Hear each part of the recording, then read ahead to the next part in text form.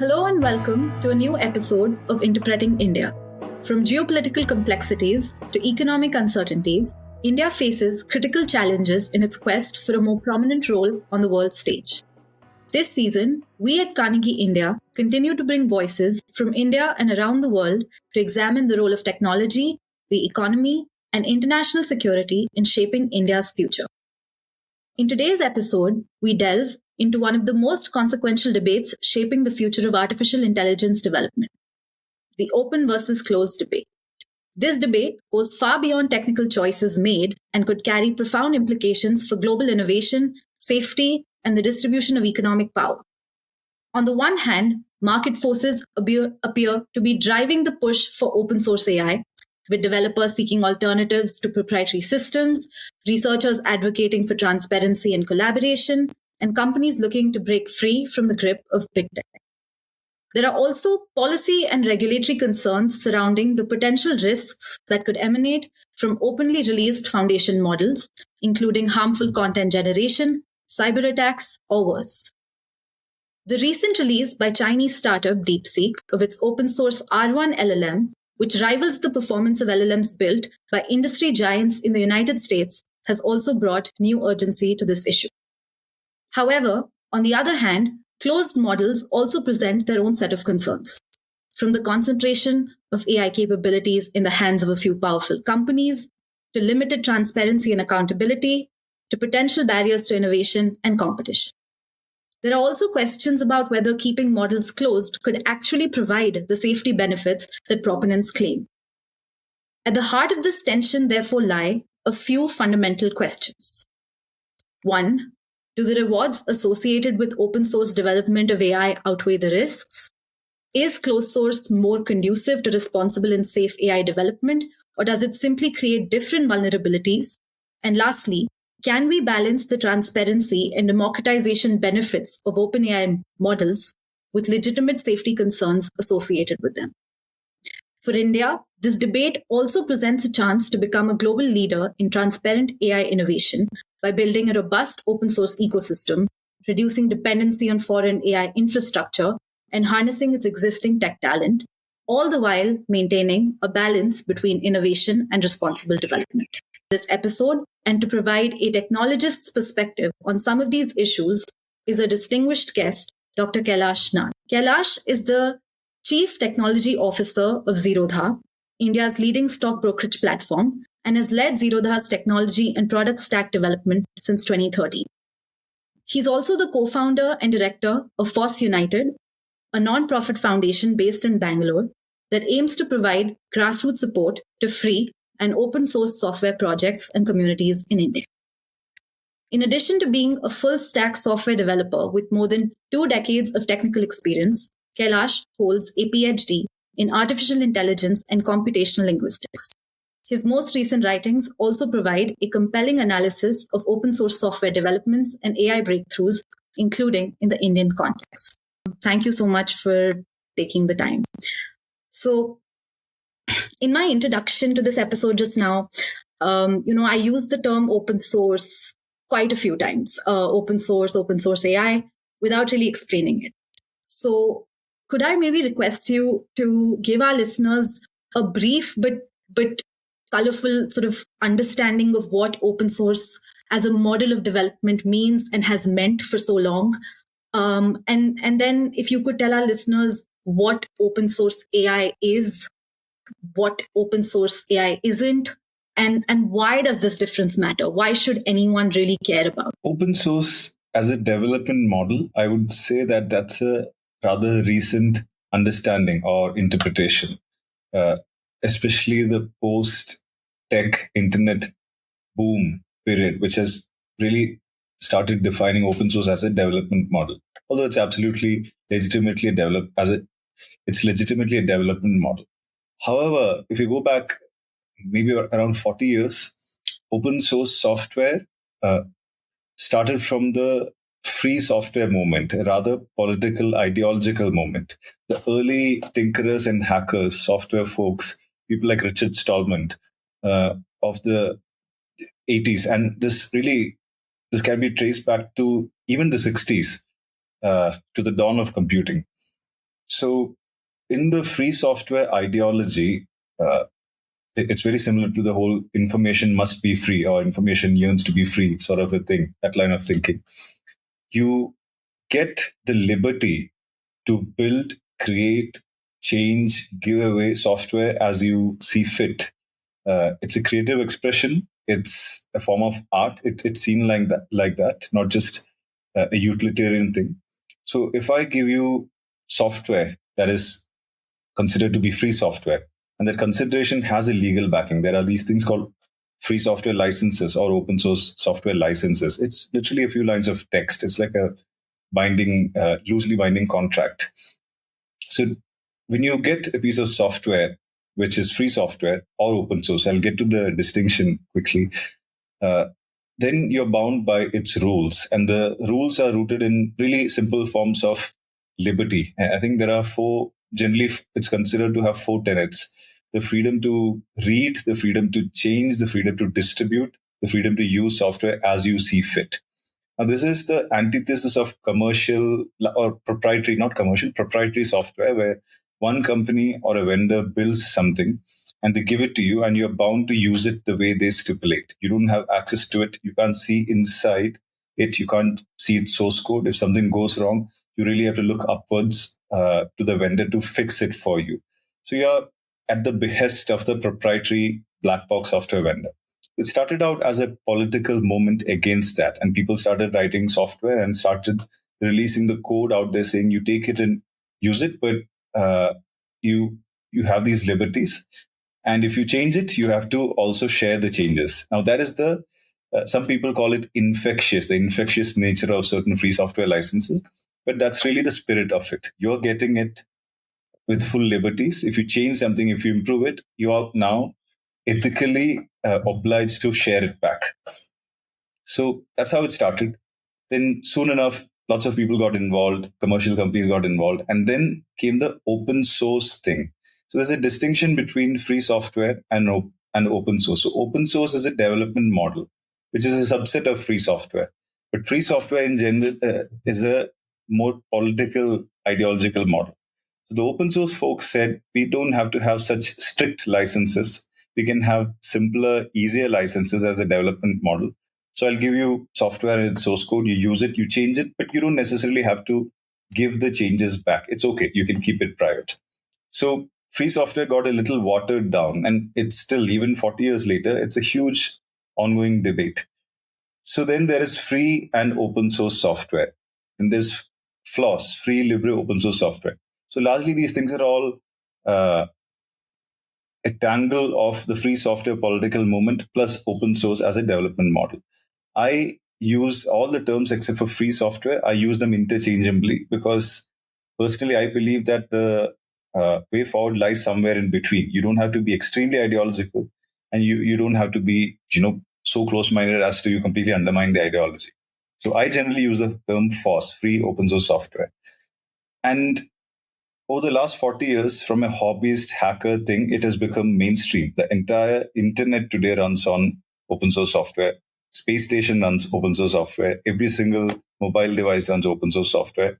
Companies like Zerodha are pretty much built on 90% open source software. The best possible databases, the best possible programming languages, the best possible frameworks, everything, everywhere you look, it's all dominated by free and open source software out there. So you pick them up, you use them however you want. And if you make changes, you abide by the license and release it back. The biggest misconception, I think, maybe the word free was really the wrong word to go by, is that, and this is still a huge misconception today, is that if something free software or free and open source software is bound to be free, as in it's free of cost. That is not true. Free So there. there's that phrase that I think Richard Stallman likes, which is free as in freedom, not free beer. That's right? correct. Yeah.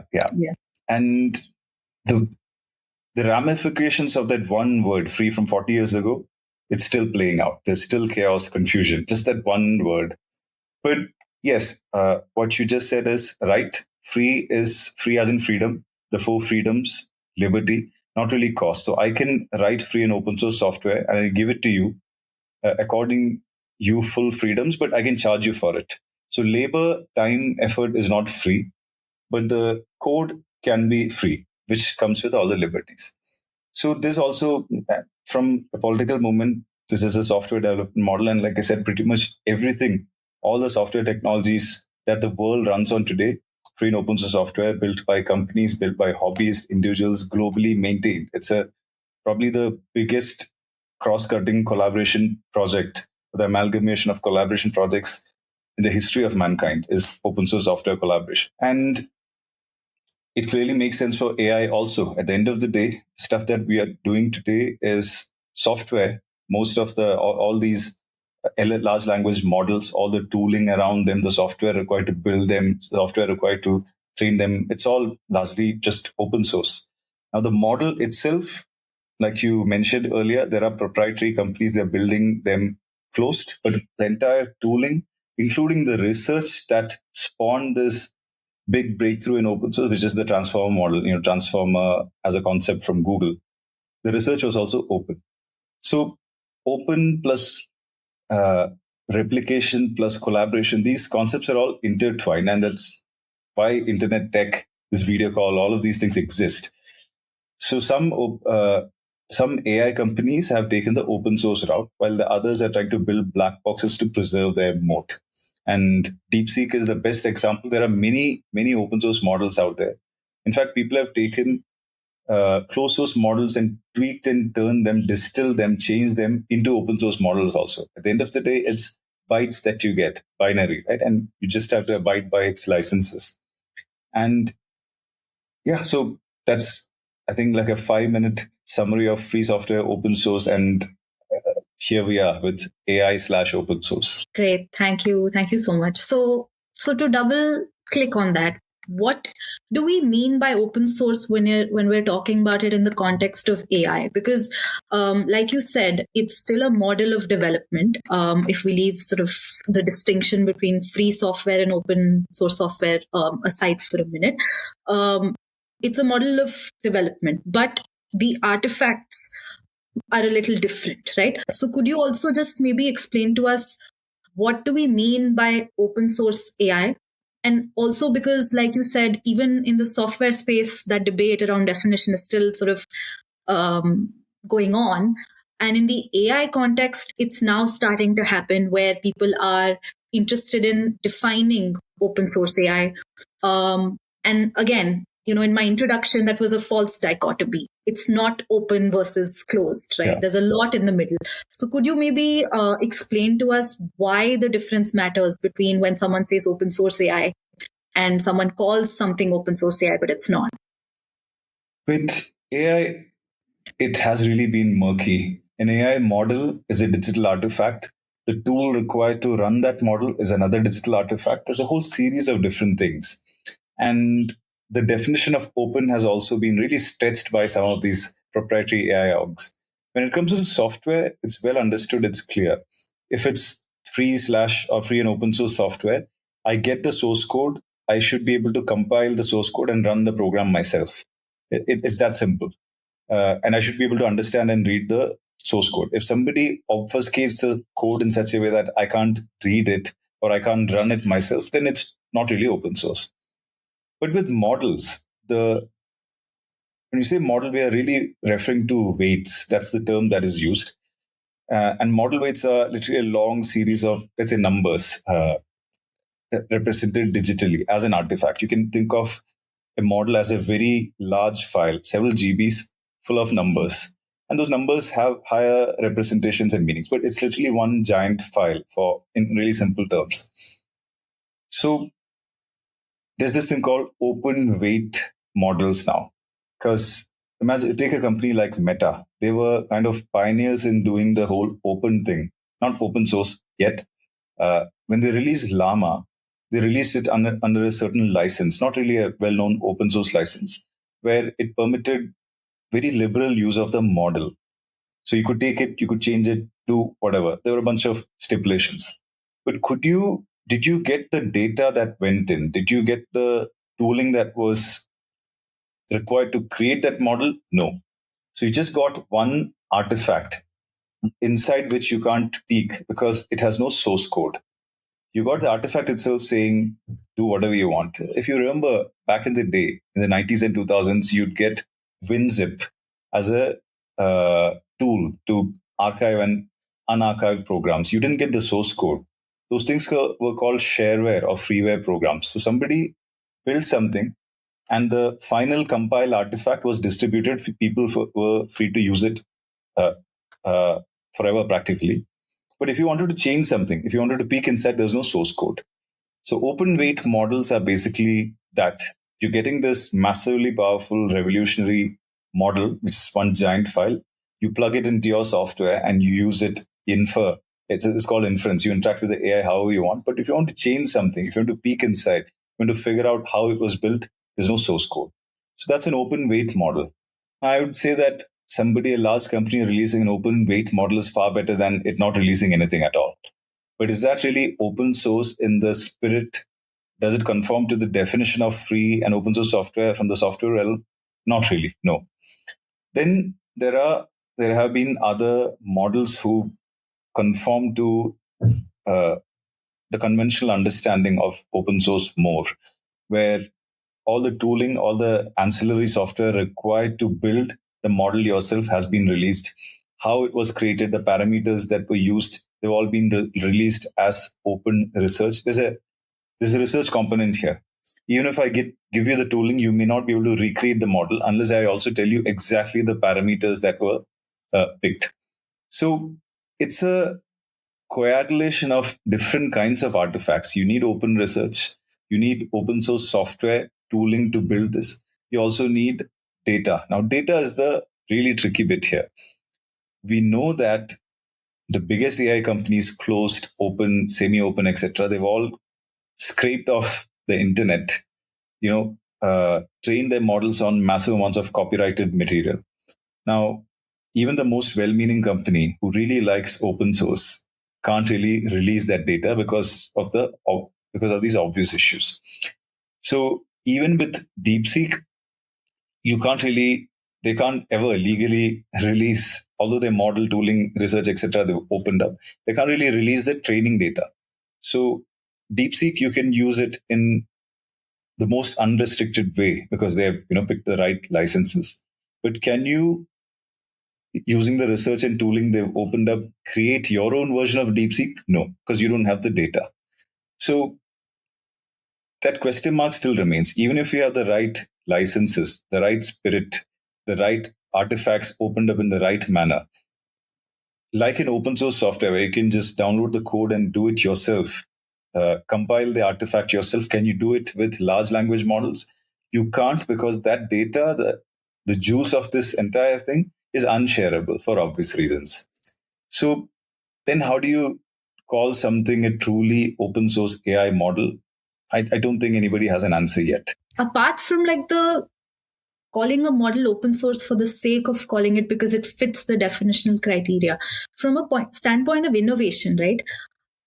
Why is the difference between an open weights model and an open source model, like, is that difference really that stark? Because like you said, yes, the training data is not open, but if we take the example of DeepSeek, right, if they have sort of explained their methodology and their techniques, so like a reasonably skilled person should be able to adopt them or use them, right? And I guess what I'm trying to ask is that, are we collectively interested in this definition, or trying to define open source AI just because there exists some prior understanding of what open source is and these models don't technically fall into it, and that's why we're constantly making this distinction? Or from the point of view of innovation and the pace and driving innovation, could you maybe just explain that a little bit more? Yeah, I think we have to have a nuanced take here. And I think the nuance here is that data should be treated and seen as a separate thing. Like I said, with software, it's easy. If I build a tool, I give you the source code, which could be, I don't know, 100 files, 10 files, whatever, and that's it, done. But AI is not that. AI has so many different components, and the most important being data, which you can't classify as code or software. There's videos, there's movies, there's everything, every bit of public information humanity has ever published. That is a giant collection. of data as an artifact that goes into AI. How could that be distributed from a legal perspective, right? So when we say open source I think that blanket term isn't valid just yet because the elephant in the room is the data. You can open up everything else, but if you can't open up the data, then it's not really fully open source in the sense of open source software. That said, is there a bit difference between open weight models and open source models where the weights are bound by a truly open source license? I think, yes, there's a big difference.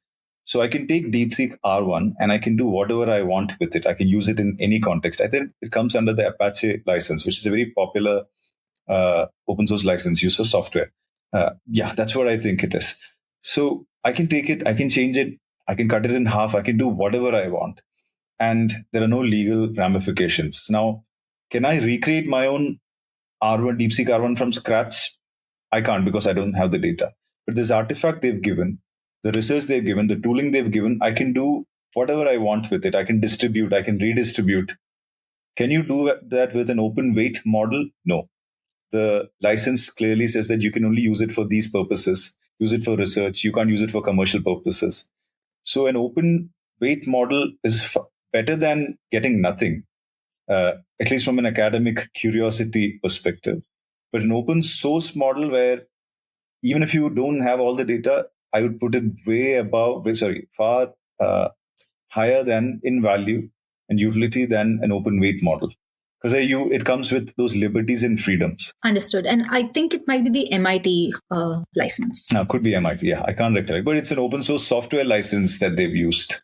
Yeah. So speaking more about the landscape in general, I feel like there's a little bit of a shift taking place where since, say, the generative AI entered the public consciousness, say, in November 2022 with ChatGPT being released and so on, I could be reductive. The shift is from closed to open. And so, in 2023, there was this you may be aware, there was this very interesting sort of leaked internal Google memo from a senior engineer. And that had really made waves because he, in that memo, was arguing that both Google and OpenAI were actually losing the AI arms race, but not to each other, but the open source community. Yeah. And fast forward to this year, the DeepSeek moment, it seems to have sort of been some kind of a wake-up call that's reshaping strategies across the industry. Yeah. OpenAI very recently, which OpenAI hasn't released an open weights model since GPT-2 in 2019, right? Yeah. But now they announced, in a Reddit forum post, Sam Altman was saying they're reconsidering their approach and they plan to release an open weights foundation model by apparently this summer. Yeah. So the question really is, what's driving this sort of, that seems recent, embrace of openness in AI? What do you think is behind this sort of seemingly strategic pivot towards greater openness? I think it's largely, obviously, strategic. It's not that some of these large companies care about open, decentralized development, but if you don't participate, you lose out. And then DeepSeek comes along, and I'm guessing the reason for doing this also must have been very strategic, maybe even at a geopolitical level. I don't know. So when you tell the world that it's possible to build something so amazing, better than everything else, and give it out there and do it at a fraction of the cost, then the massive valuations that the closed off companies have built, that is largely undermined. And then people start asking questions. And the beauty of open source, and that's why the software tech world today runs the way it does, is that once you put something out there, there's a massive number of people who take it up on themselves, passionate people around the world who improve it in decentralized ways. No development model can really compete with that. You can hire 10 people or 100 people, you can put in all the resources you want, you can build something great. But when thousands, if not tens of thousands of passionate people from all walks of life from across the world come together and make it their mission, driven by incentives of passion and commitment, not really maybe financial, and they start collaborating on stuff, you can't really stop that. There are very few examples of open source producing inferior software to closed source. Very, very few examples. So it's a no-brainer. And all AI companies need developer mindshare to begin with. Yes, you have a chat UI that all these companies have chat UIs that they've given out to hundreds of millions of people. But for true adoption, true integration, true, what's the word, self-sustaining perpetuation of these technologies and their norms and their protocols, you need tech people to buy into your stuff. And tech people buy into open source stuff. I can do a couple of clicks and start tweaking DeepSeek R1. And DeepSeek now has my mind share. And a lot of tinkering that I do will be around that. I'll open source something. I'll maybe fix their tooling for them. I can do whatever. And then on the other hand, you have a black box proprietary company who has its own team, but you're completely disjoint. You have millions of users, but the users will shift from your chat UI to the other company's chat UI the day the other one seems a little better. And that's what's been happening now. So yeah, please. So sorry to cut you, but so then what I'm understanding is that that competitive like moat that companies thought they had by closing models, that's not the case anymore, because openness or opening a model, like you said, it allows for greater investment by individual developers to. So what is that like? If you could maybe tell me a little bit more, because even open sourcing is strategic, right? Closing was strategic, but opening is also strategic. There's some sort of soft power involved, or wanting to become the industry standard, right? To some extent. So what is the strategic value of opening? Is it what you just said, that they're realizing that the open source communities innovates faster than anyone ever anticipated? Yes, it's a bit of all of that. So companies kept models private as long as they could keep it private. When you have built this thing, which can only be built with billions of dollars of hardware and investments, no individual or nonprofit or open source developer can compete with that. So all the large language models early on were entirely proprietary because nobody else can replicate it. It requires massive amounts of tangible resources. Then for competitive reasons, somebody else comes along and does an open weight model just to spite the other one.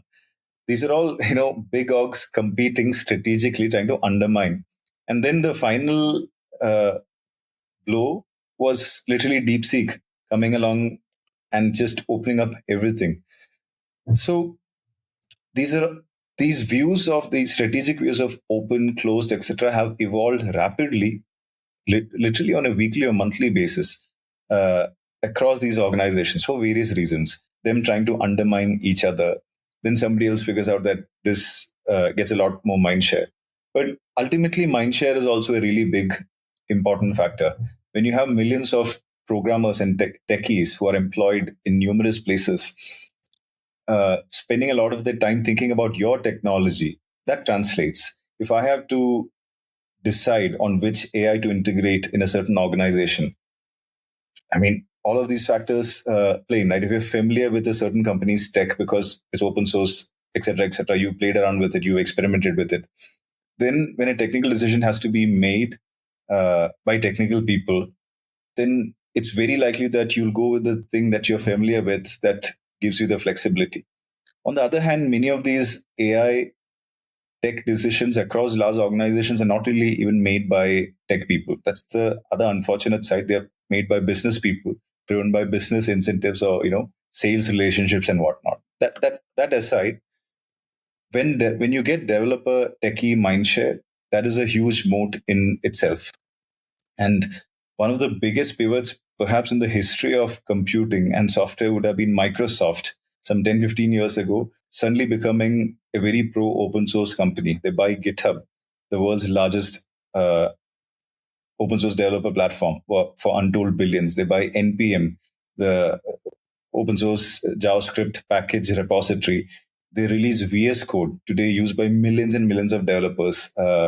So they've spent billions of dollars and completely shifted their tech strategy just to get the mind share of techies. And that's a great, tangible, verifiable example. So there are many, many factors, and companies trying to undermine each other's efforts, plus trying to get developer mindshare, plus trying to ride on the free innovation that comes along when millions of people start participating. It's a bit of all of those things. Yeah, that makes sense. Okay. Yeah. So if we were to sort of shift our focus now to like another area, which is like policy considerations, where now apart from tech companies and researchers, we've got like policymakers also sort of weighing in on this discussion, both in terms of governance and regulation and in terms of what they choose to support, out of national interests, perhaps. So I see like trade-offs on both sides, right? Now, like as we talked, there are rewards attached to open source AI development, but there could be risks that flow from openly releasing foundation models, like cyber security, for instance, one of them. Particularly in the hands of malicious actors. And then similarly, in the case of closed models, there are concerns of maybe limited transparency, like you mentioned a few times, and accountability. But they might have greater, more centralized control over other vulnerabilities. So could you maybe tell us a little bit about what you see as the risks and rewards on both sides of this debate? Because there must be, right? So how do you sort of see this? Yeah. I don't have a clear answer, but I have some thoughts around this. And I've seen the examples of, I've seen instances where AI has been, as a technology, has been compared with nuclear weapons. Nuclear weapons are proprietary. So such fundamental physical technologies. But the thing about AI and today's form of AI is that it's software. It proliferates instantly. It's not like physical hardware, like nuclear weapons. So if you build AI software, others will also figure out how to build AI software. That's what we've seen. So many companies today, large and small, building AI to uh, AI of different kinds to different degrees. Rogue actors, be it individual rogue actors or be it, I don't even know, international rogue actors, rogue nation states. People who want to use this stuff for malicious stuff will figure out a way. And if you gatekeep it saying that only these three companies should build large AI models and nobody else should, there should be no open source stuff. The malicious actors will use it for malicious purposes anyway. These companies all give out APIs. You can pay $20 and start using you can start integrating some of these models in your business workflows instantly. So what will the malicious actors use these APIs from these large companies for? They'll use it for malicious purposes. And the malicious actors with enough resources will do it on their own. They'll build their models anyway. So what do you get by gatekeeping black box models in the hands of 2, 3, 4 companies?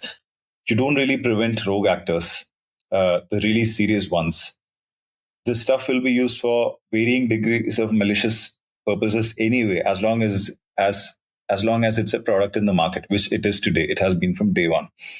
And then you end up with 3, 4 tech giants, behemoths who have the power to change reality. If AI is integrated everywhere to redefine reality, if AI is to be seen as a dynamic technology, multidimensional technology, which can,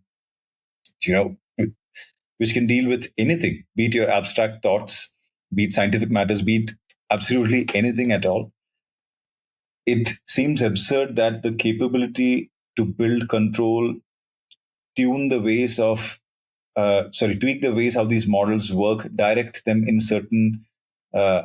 push them in certain directions, political, ideological, whatever, should rest in the hands of 3 or 4 companies. That logically seems absurd. So if this stuff is going to proliferate everywhere, whether you like it or not, whether it's at the hands of anyone, and it will proliferate because it's software, then it makes sense that everybody should have it. A small startup should have it. A civil society org should have it. An individual should have it. So maybe it's a philosophical take, but given these realities that it proliferates and abusers are going to abuse it anyway, I would prefer that this be in the hands of everyone, as many people as possible, in an open, decentralized, distributed manner, so that everybody kind of keeps everybody else in check somehow. It's not going to be simple or smooth or clean, but seems much better than all this insane power being concentrated in the hands of, I don't know, like 4 or 5 global entities. Sure. I understand that, but if we were to take the DeepSeek example right now, very it was adopted very rapidly upon release, but also what happened is that there were many reports by which sort of talked about the grave cybersecurity failures that it may have reinforced. Like, for example, from what I've read, researchers discovered that a that a publicly exposed DeepSeek database that leaked a lot of chat histories. There were a lot of API keys, and just backend details. And other than that, like, what from a lot of sort of reputed cybersecurity firms, like their red teaming, etc., showed that the like DeepSeek's whatever safety guardrails they have put in place were extremely easy to jailbreak. So do you now, as a researcher, what I wonder is that um, is it like, if you could sort of explain this from a more first principles point of view, which is that, is it by design that an open source model like a DeepSeek R1 would be more prone to the safeguards being removed when they're like when a model is downloaded locally and it's fine tuned, etc., or like, is it easier to jailbreak an OpenAI model than it is to a closed model? Or is this, or are these criticisms specific to, say, the DeepSeek model, which may not have, where there are arguments that uh, that in order to sort of innovate and quickly release a model, they may have not placed enough safety features, etc. So how would you sort of speak to this? Yeah. I think multiple unrelated issues have been conflated here. The security incidents, security breaches, etc., that were reported, uh, it had nothing to do with AI. It had absolutely nothing to do with DeepSeek's models. So DeepSeek, just like all other AI companies, built a chat UI web app where you could create an account, log in, and start chatting. So they built a web-based chat software that had issues. It had nothing to do with AI. They were great at building a sophisticated AI model, but they didn't really pay much attention to the chat UI they built around it. And they left some database stuff, whatever, open on the chat UI. So absolutely unrelated to the AI model itself. However, I remember it being conflated as issues with open source, nothing to do with open source, absolutely unrelated, or DeepSeek's own AI models. Again, absolutely nothing there. Now, your second question, is it easier to tweak or jailbreak? Now, I think jailbreak is also a bit of a problematic term. The creator of a model, DeepSeek or anybody else, they can try and code in arbitrary constraints and frameworks into the model. That's the jail. The definition of a jail itself is completely arbitrary. You can have certain models refuse to talk about certain topics, censorship.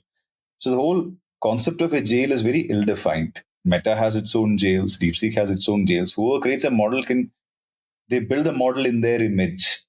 They build in societal compulsions, governmental compulsions, etc., into it. That's a very societal thing to do. If you're in China, you have to conform to Chinese laws. If you're in India, you have to conform to Indian laws. So the jail that you build, it has no universal definition in a model. Every model maker has made arbitrary jails that they subjectively decide upon. So when somebody bypasses that for their own subjective reasons, we call it jailbreaking. But it's not a legal construct. It's not even a technical construct in that sense because it's all random and arbitrary anyway. So, what is the risk of somebody subjectively breaking out of some subjective constraint somebody imposed? I don't really know. Now, I know that it's not a black and white thing. I'm not saying that breaking all sorts of jails inside models is the right thing to do. I'm just saying it's not black and white. Uh, and there are clearly illegal things that a model maker would have tried to jail off within a model. And if somebody jailbreaks it to commit those illegal things, that's a very well understood thing. This thing is illegal. But a lot of jails inside models are not illegal per se. They're very subjective. So my view there is that it's very nuanced. I don't have a clear answer. And what are the security implications? Again, it's very nuanced. If somebody uses an AI model to commit an illegal act as per the definition of current laws, it's illegal.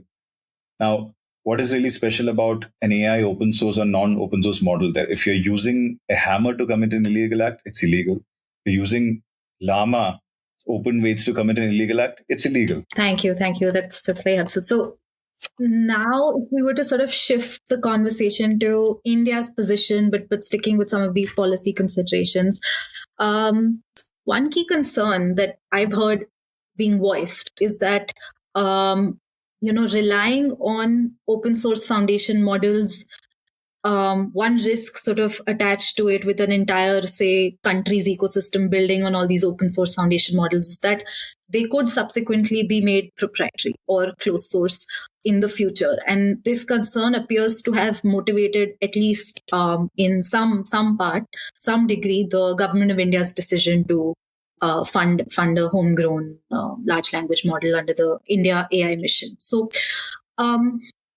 now, could you maybe give us some understanding, perhaps from historical examples of traditional software? Because to my mind, this couldn't be a new problem, right?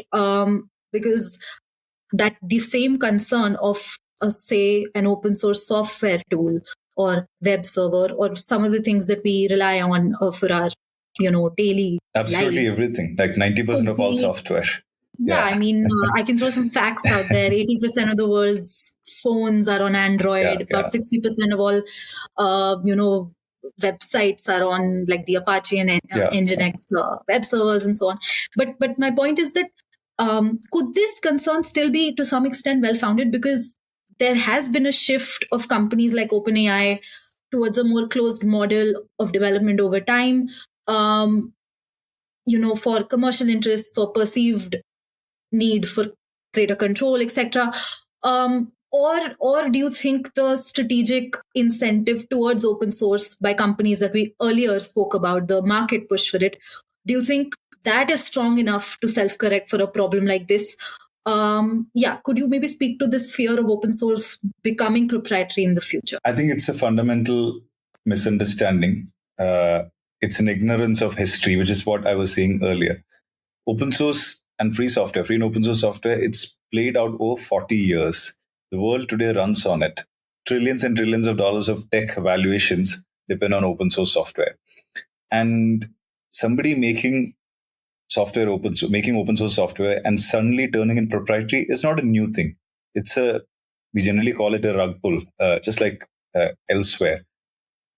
But like I said, it's a very fundamental and grave misunderstanding of how open source works. When you attach an open source license and distribute open source software or open source AI, whatever, once it's out there, it's out there.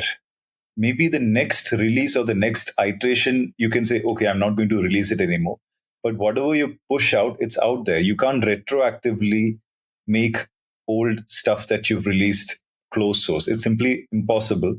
It's legally also impossible because if it's open source, it comes with a license, which is a contract. Now, you can't retroactively void your contract from 20 years ago saying, everything I've done, everything I've released so far, I want to take it back. Not possible. Doesn't happen. This has happened. This continues to happen practically on a monthly basis in the open source world. Some very popular open source software, which have become popular by virtue of being open source, by virtue of people adopting it, driven by commercial interests, suddenly they become closed source. So 15, 20 years worth of software that they've released, updates they release, it's all there, out there, used, being open. People are free to do whatever they want with it. But the 21st version in the 21st year suddenly is closed source. So, of course, there's a big backlash. Community hates them. They're accused of rug pull. They'll start losing developer mindshare. These are social dynamics that take care of it. So social plus market dynamics take care of open source rug pulls. There's decades worth of evidence. I'll cite one very simple example. Redis is a piece of open source software widely used. It's an in-memory database and widely used, widely loved, widely used because it's open source. It went closed source, I think, several months ago. And Sorry, could you explain what, like in regular people terms, what does that mean? Like how would I use, how would it interface with my life? Redis is a database. So It's not something that you see on the front end. It sits on the servers acting as a database, high performance in-memory database, in a very technical construct. But it's everywhere. We use it. Zerodha uses it. The government of India uses it. Everybody uses it. It's one of those, it's a de facto database. And it's been out there for 10, 15 years, I think. So last year, driven by commercial motivations, they stopped the open source version, saying we will not release open source updates anymore. We are going to now turn this into a whole different thing. They turned it proprietary. There was a big backlash, ideological conflicts, and Redis is used by all the big tech megacorps also. So generally what happens in the open source world is that stuff gets forked, F-O-R-K, and that word is used heavily. It's also one of the fundamental freedoms that the open source license accords to you. If you don't like something about the way somebody's building software and it's open source, you can take it, you can change it, and you can make it in your own image. It's called forking.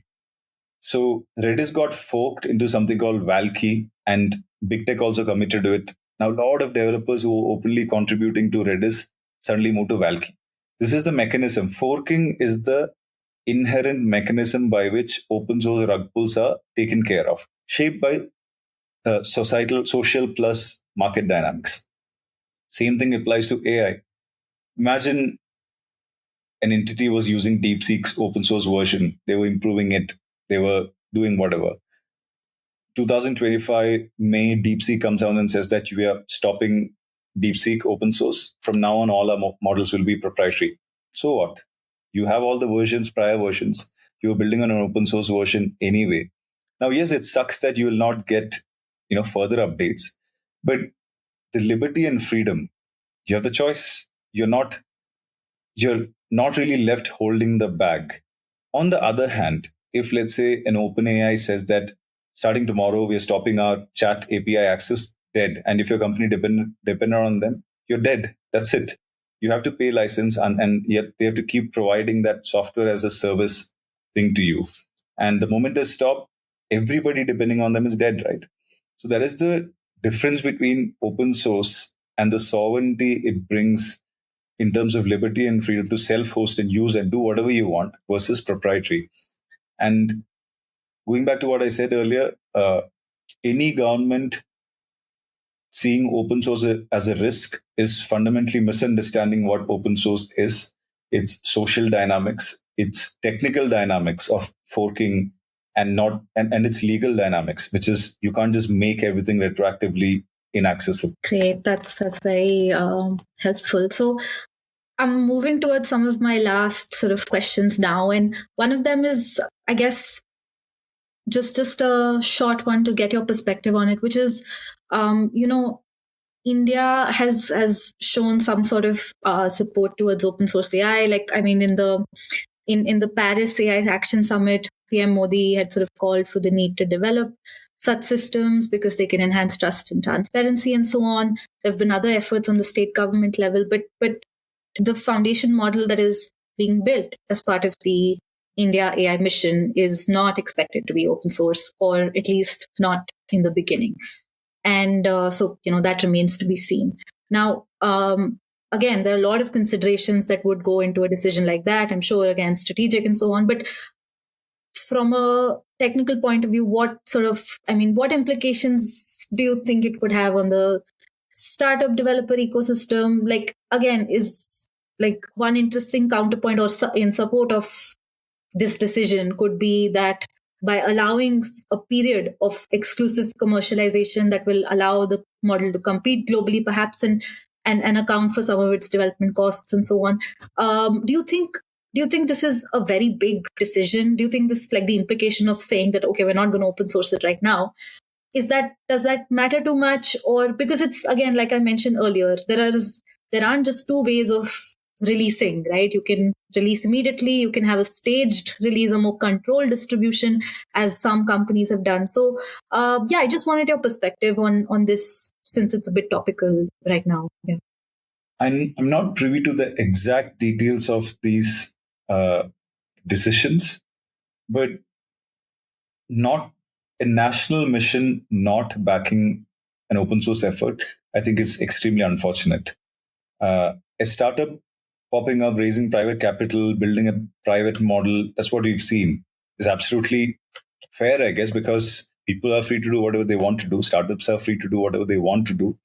And venture capitalists don't pour in money for something to be distributed for free.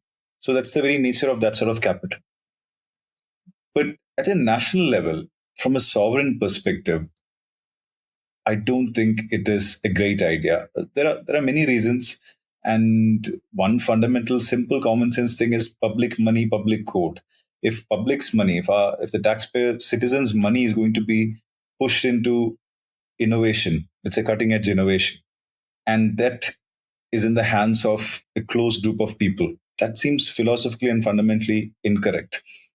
And a national mission's goal should be to push widespread innovation, decentralized innovation in as many quarters of the society or the nation as possible. So by closing something up that's dead, I mean, that's simply impossible. So it's unfortunate if the national mission is pushing for a closed source model.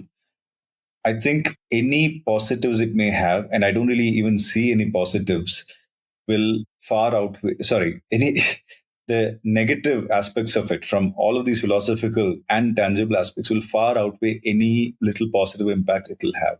Also, if you just prop up a small handful of closed source players and you open them up to being used by the entire market out there, that brings us to that whole big debate that we have right now in India, which is, should India be a user of AI, some use case stuff, or should we have the capability to do more fundamental innovation? Now, if the national mission is pushing for a set of closed source players to build something internally and only offer it as a software as a service so that others, other commercial players can come use it, then that's the very antithesis of pushing for fundamental national strength and the ability to build these things, right? So I think it's very unfortunate, and I don't think it makes sense. Understood. So that just brings me to my final question, and we're kind of out of time, but this was really interesting to talk to you about. If we go beyond models, right? I mean, we talk about open source AI in the context of models only.